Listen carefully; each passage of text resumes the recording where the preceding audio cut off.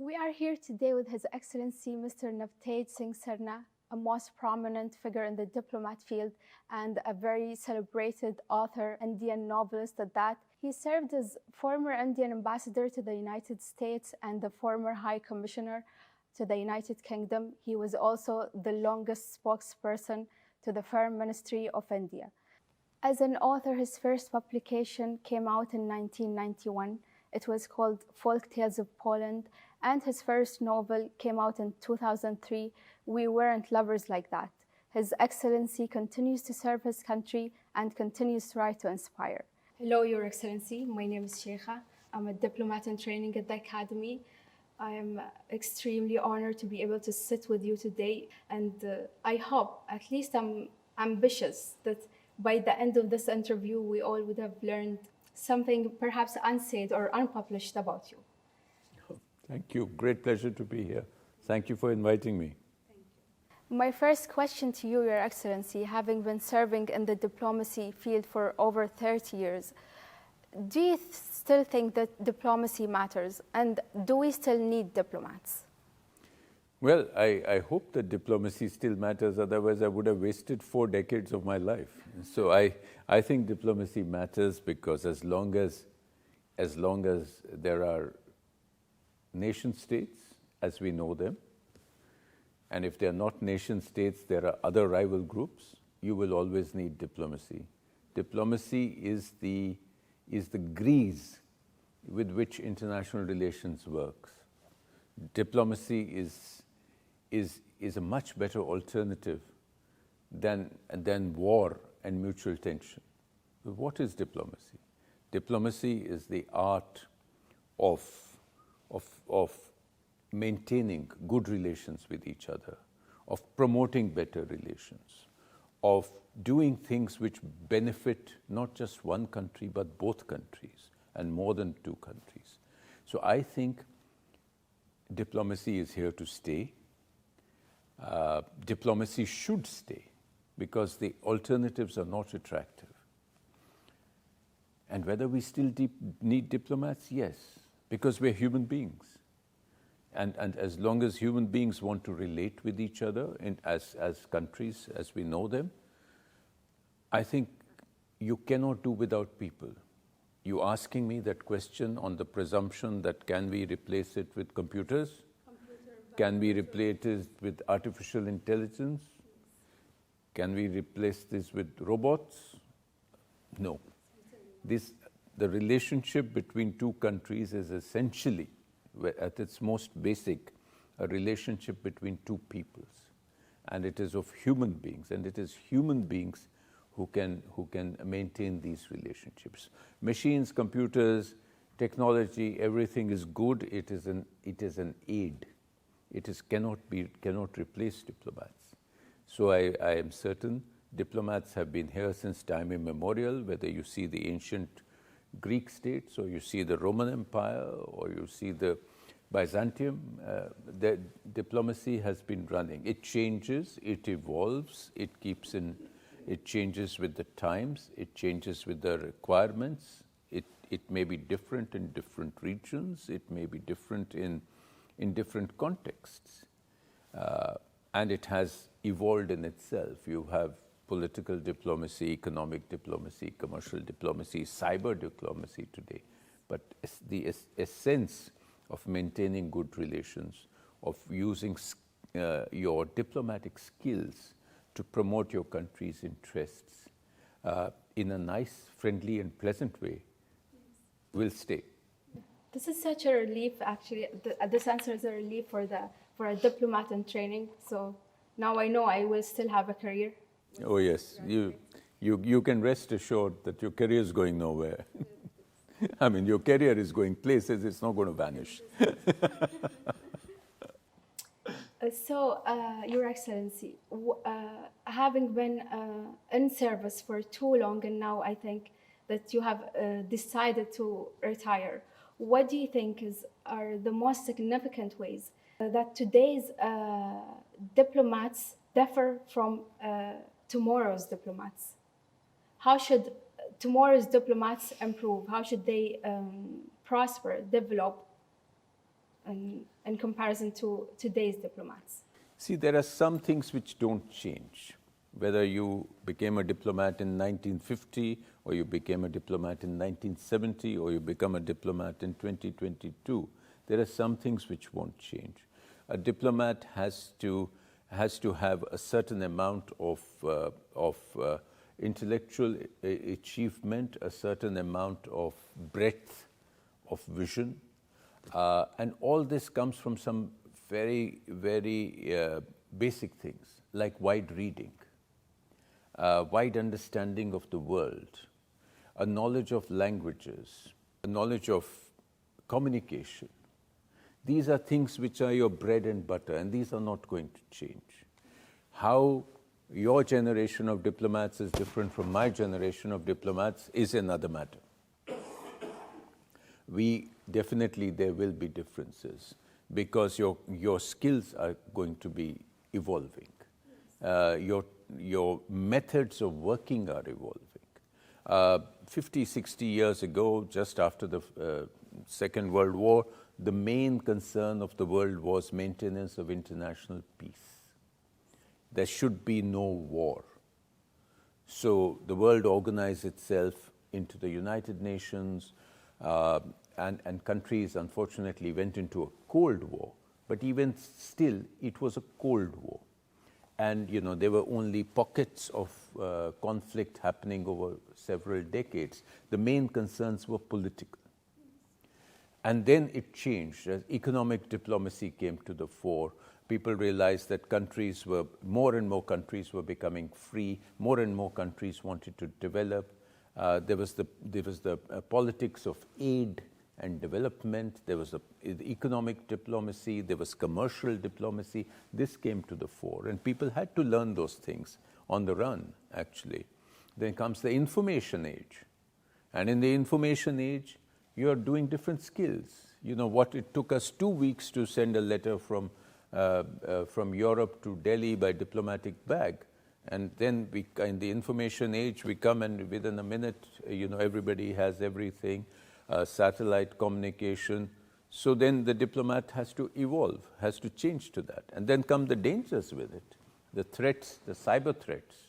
Your systems can go crashing if there is a cyber attack. Then you have to negotiate that. Then the world changes, the Cold War vanishes, the Soviet Union vanishes, becomes 15 countries. Different challenges, different requirements. So nothing is static, and diplomacy has to evolve. So there will be different skills required. There will be different methods of working. The fundamentals will not change. Fundamentals will not change. You're promoting your country's interest. You're responding to global concerns. You're promoting regional peace. And you're using your reading, your intelligence, your understanding of how the world works, your understanding and concern and sensitivity to the concerns of people of other countries. And then finding solutions which are good for everybody, which are good not just for you in the short run, but which are ultimately good for all people, because only those kind of solutions are sustainable.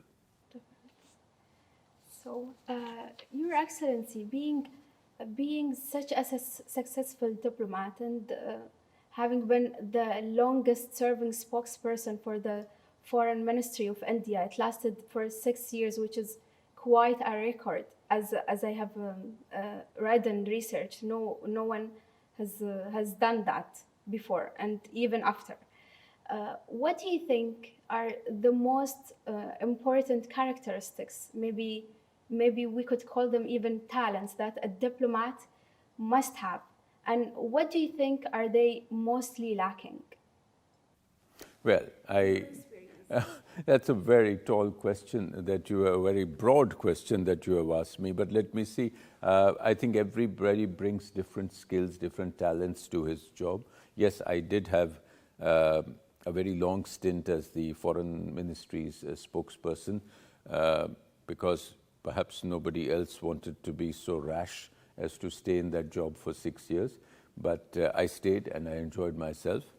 And I think in that context, I can say that the skills and talents which help you in that job or similar jobs are again, an ability to sort of walk the tightrope, to know that what dangers there are around you in any context, to be able to anticipate situations and to be able to respond to situations in time.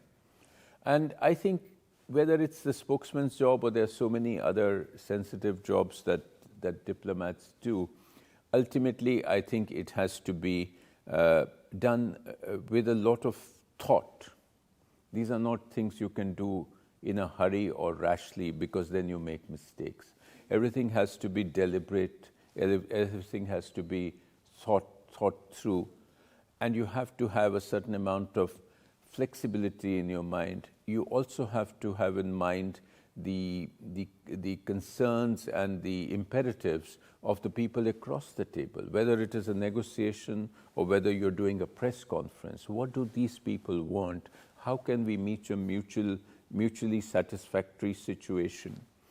And ultimately, I think what you need to have as a diplomat is a very open mind.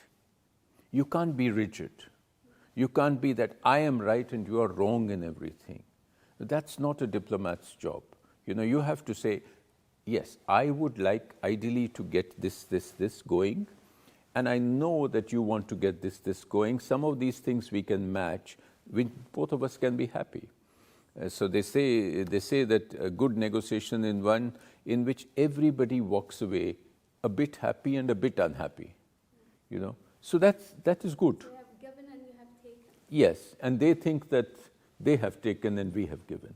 So that, once you can manage that situation, then you have succeeded. You have created a balance. So I think this leads me to my next question, Your Excellency.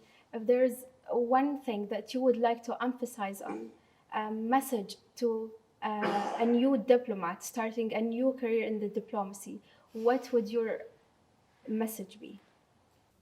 It would be nothing to do with diplomacy. I always tell young diplomats that a diplomatic career is very demanding. It doesn't look like, because the stereotype is that diplomats have nice lives, they have glamorous lives, they go to parties, they go to different locations, they are seen with leaders. It is all that, but they're always walking on eggshells. They're always worried about what can go wrong. They have to put, one of my first ambassadors told me that, a diplomat is like a swan, calm on the surface, but paddling furiously underneath. Yes, because you have to be paddling and you have to appear calm. It's not easy. If you start looking concerned, if the ambassador or diplomat is worried and looking at this and sweating and wiping his face, then people think, what is wrong? Something has gone wrong. Then all the people who are working with you will become tense, and then they will make more mistakes. So always, but so that is why I say that it's a very demanding career. So you must have something in your life which is your second life. Whether it is music, whether it is writing, whether it is collecting stamps, whether it is hunting butterflies, or whatever you would like to do.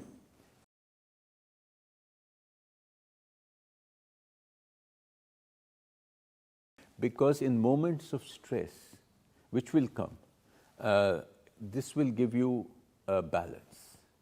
And there will be good assignments and difficult assignments.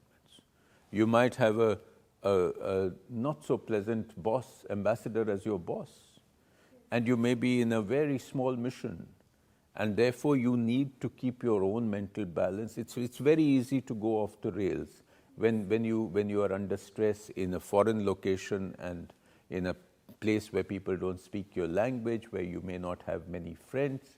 It can be very difficult, and there can be diplomatic situations in which diplomats are taken hostage, diplomats are unable to travel, So all this, so my advice to all young diplomats is please have a second passion. Please have something which gives you ballast, which gives you balance. Yes, and this you have quite mastered, Your Excellency, having another passion other than your diplomatic career. As it just reminded me when you were speaking about the swan example, it just reminded me of an incident that you had mentioned to us during our class sessions when you were socializing with the locals and trying, of course, to socialize, get to know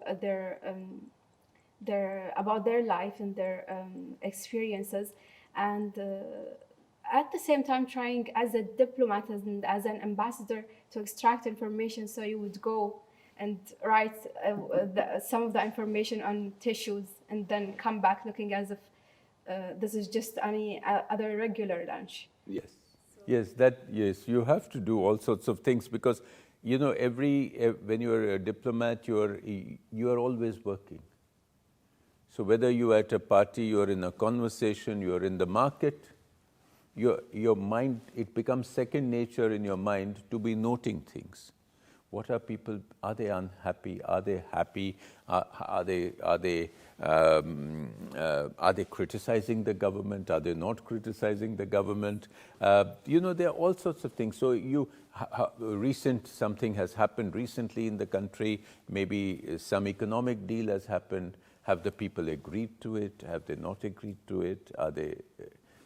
And then there are political changes happening in different countries at different times.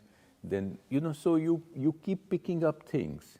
And when you actually sit down to start writing your report, things come back to you from different contexts. And then you can make a broad and well thought out judgment for your headquarters, that this is what I think is happening in the country at this time on this particular issue.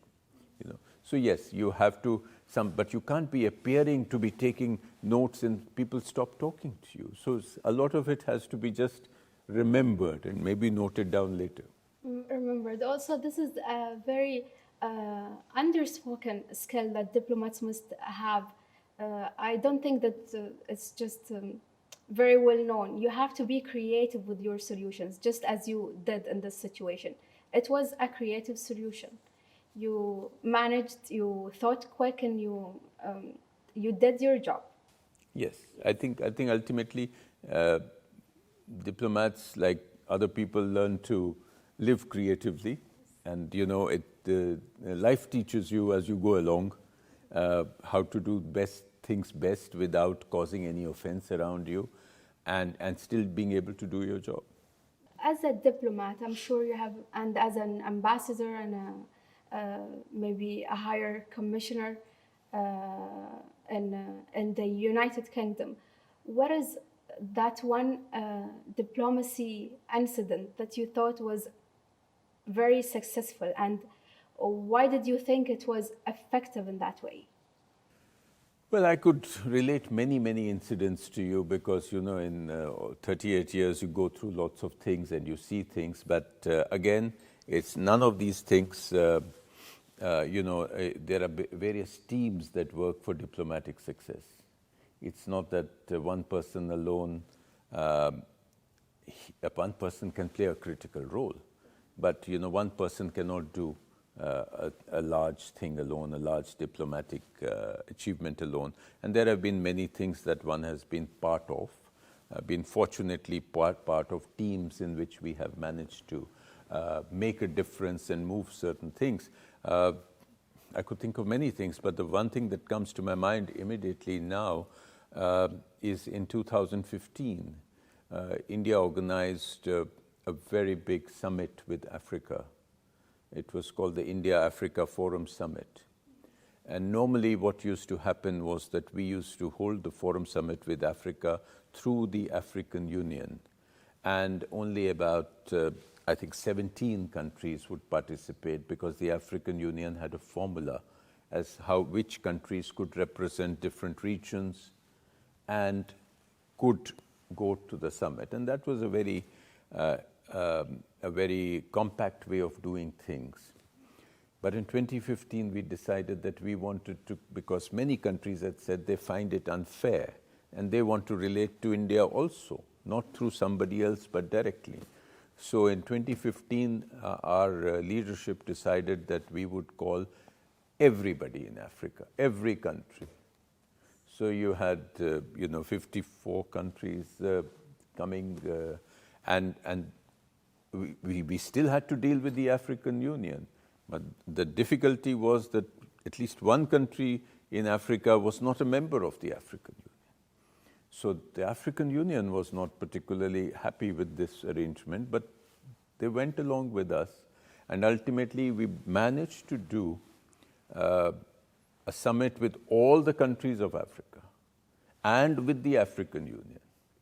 But the story behind how that happened was a lot of swans paddling for about 6 or 7 months. I was part of the team that was headed out from India to different countries, to the African Union, to make this happen.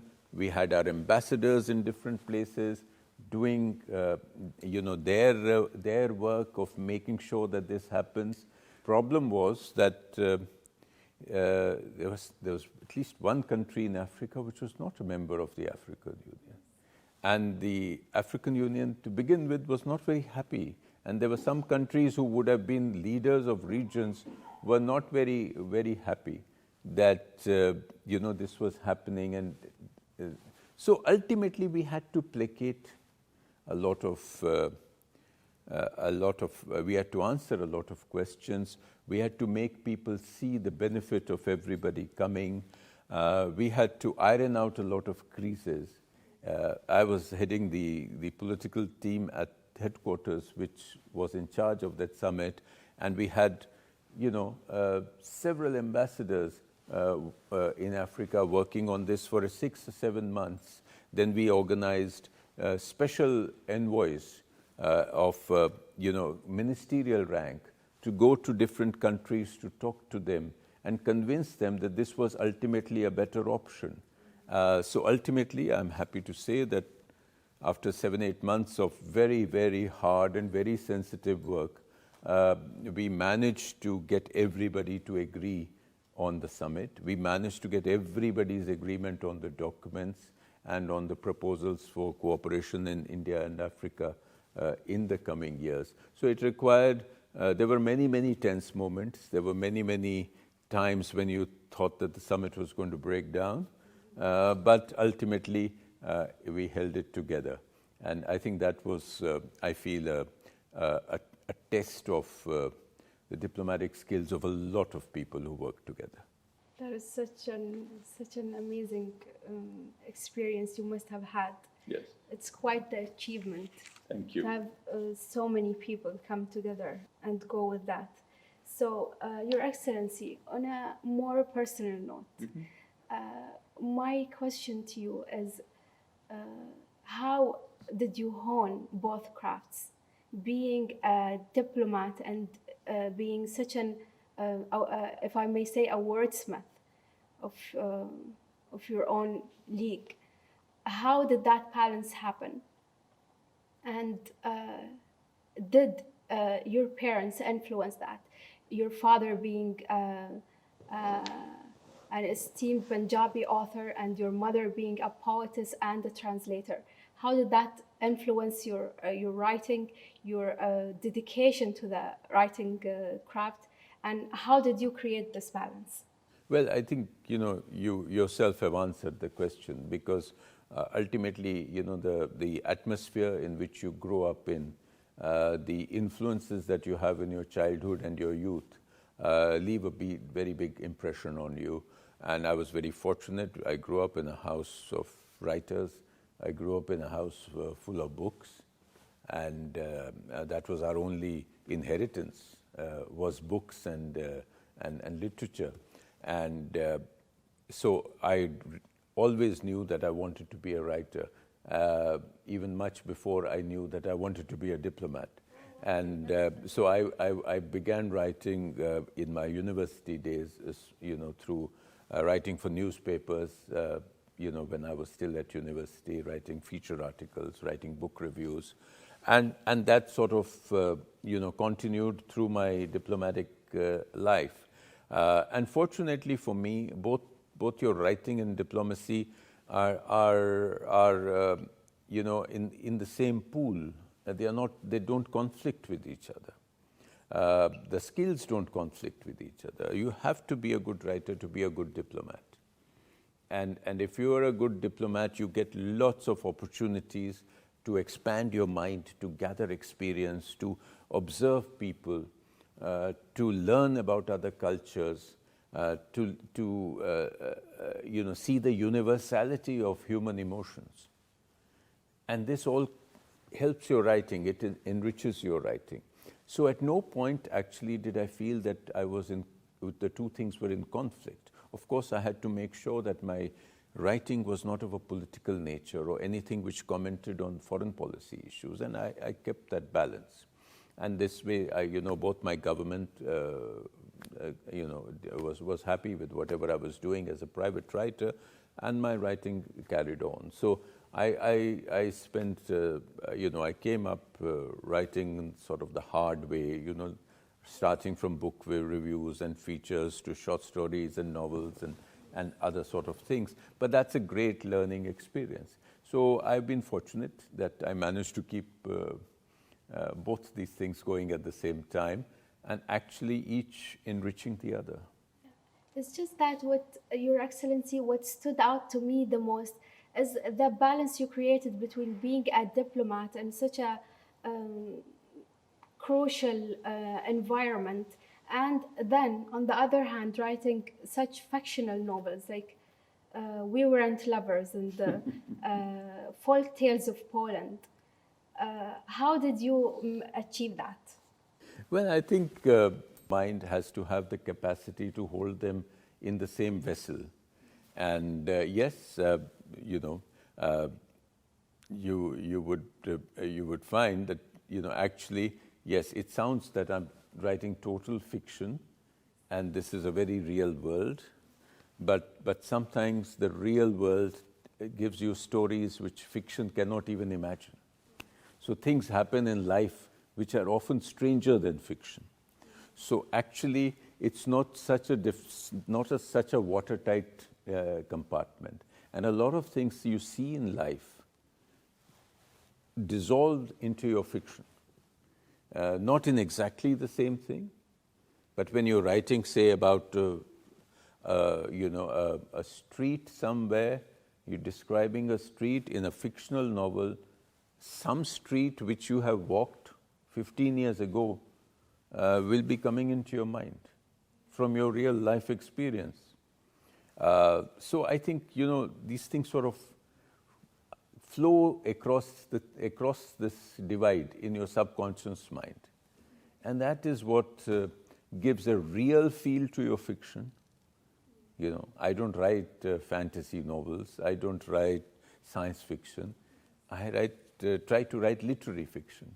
And that has to have a real feel. The reader has to feel that, yes, I'm walking down a street which could be like this, which could have trees like this, which could have water flowing on the side, So, but that can only come from my own experience somewhere, or my experience in 3 places mixed up into one. And if I describe a person, it could be, that this person sat down, he picked up his hat and took off his coat. Now, I may have seen somebody somewhere taking off his hat, another person, somebody taking off his coat in a particular way, but when you write, your subconscious could combine these 2 things into one trait.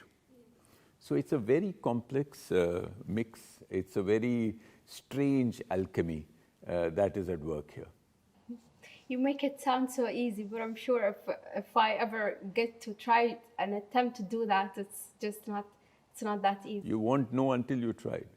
I will try. And so, having established so many written work, Your Excellency, what would you say is the closest piece of written work to your heart, and why? Well, this is always a very difficult question. It's like being asked to choose between your children. So it's difficult to work because each book, when it is being written, is the dearest to your heart.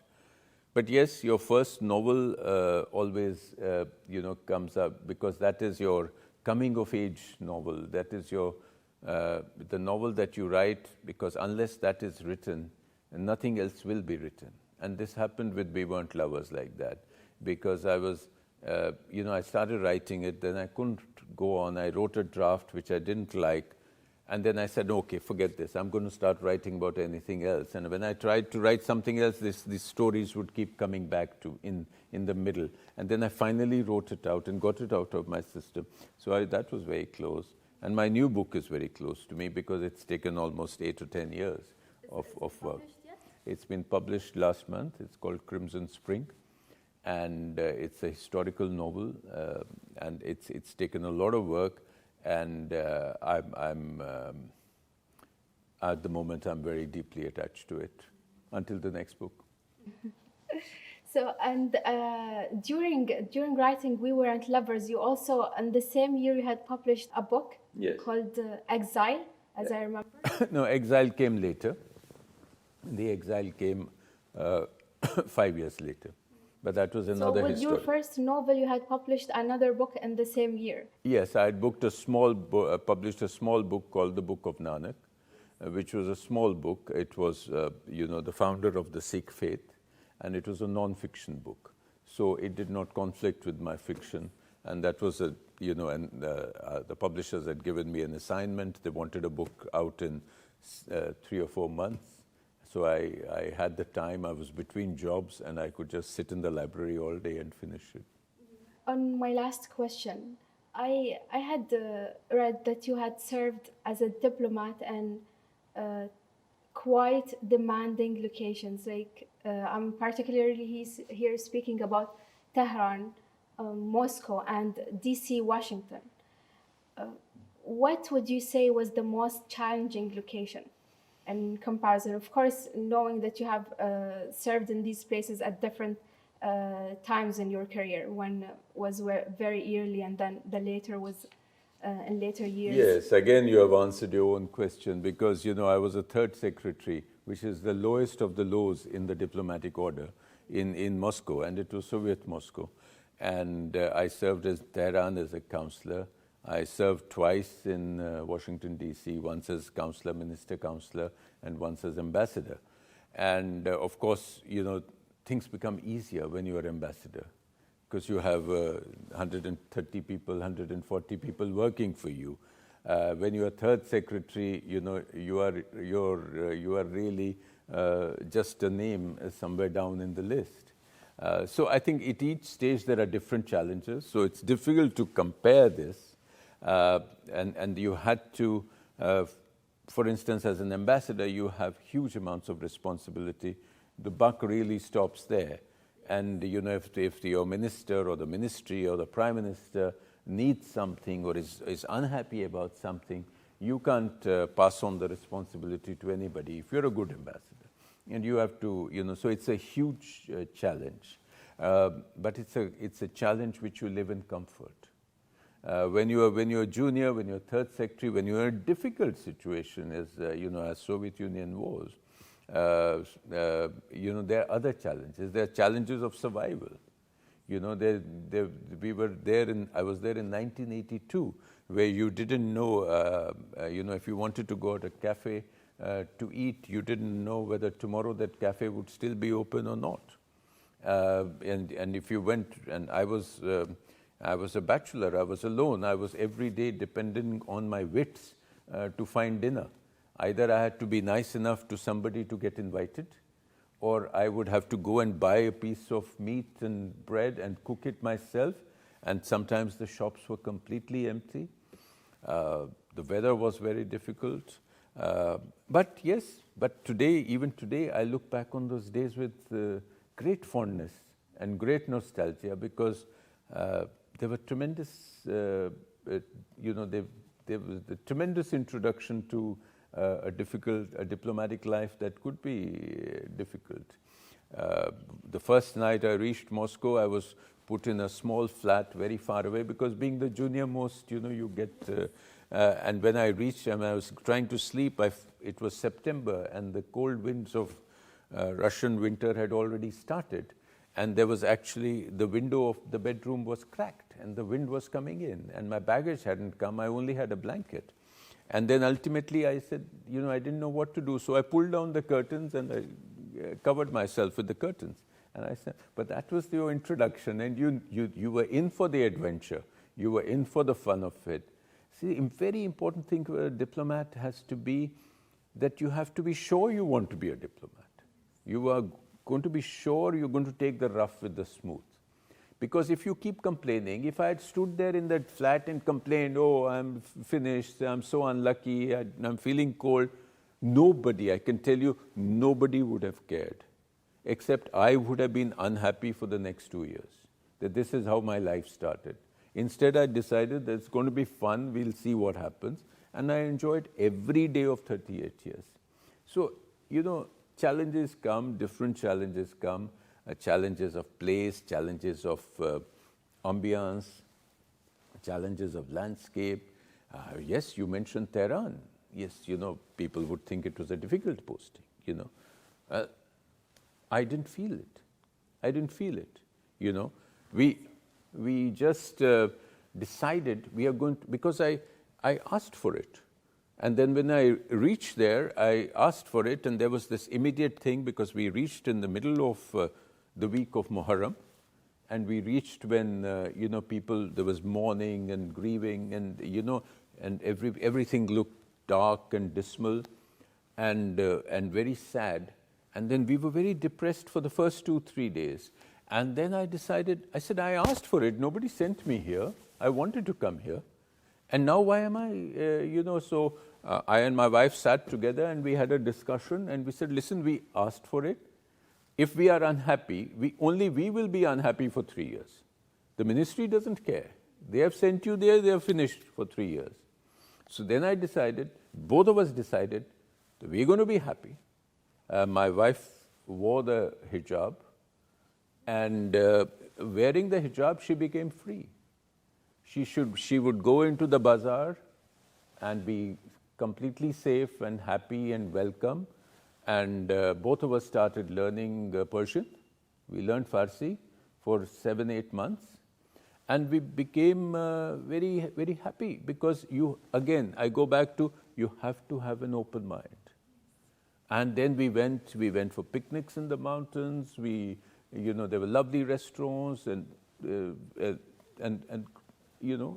it's traveled to lovely historic cities of Isfahan, Shiraz. So again, in each place you have to look for the positive, If you look for the negative, because every place has negatives. And if you look for the negatives, it doesn't bother the world, it only ruins your life. Yes. If I may ask, Your Excellency, you had just mentioned that you were the one to ask for the Tehran post. Why did you ask for the Tehran post? I asked for the Tehran post because I always had a fascination with the Persian language. And we have a lot of common words, not only in Urdu, but in Punjabi, which is my mother tongue. And till about 150 years ago, or even less, the land records of Punjab were in Persian. And then they became Urdu. And there was a lot of influence. And in our older generations, there was a lot of appreciation. So that was one thing. And of course, there was the geopolitical importance of Iran. And I wanted, it is considered an important posting. In foreign ministry terms, it's considered an important geopolitical player, tremendous source of energy for India, and historic, the civilizational links that we have because of our sort of connected history of a few centuries ago. And there are so all this made me want to go there and see what it's really like. Sounds like such a quite a life, Your Excellency. Thank you for being here. I've enjoyed my time interviewing you. I hope you felt the same. And I'm looking forward to reading your latest book. Thank you for so your time. Thank you. Great pleasure. Thank you. Thank you.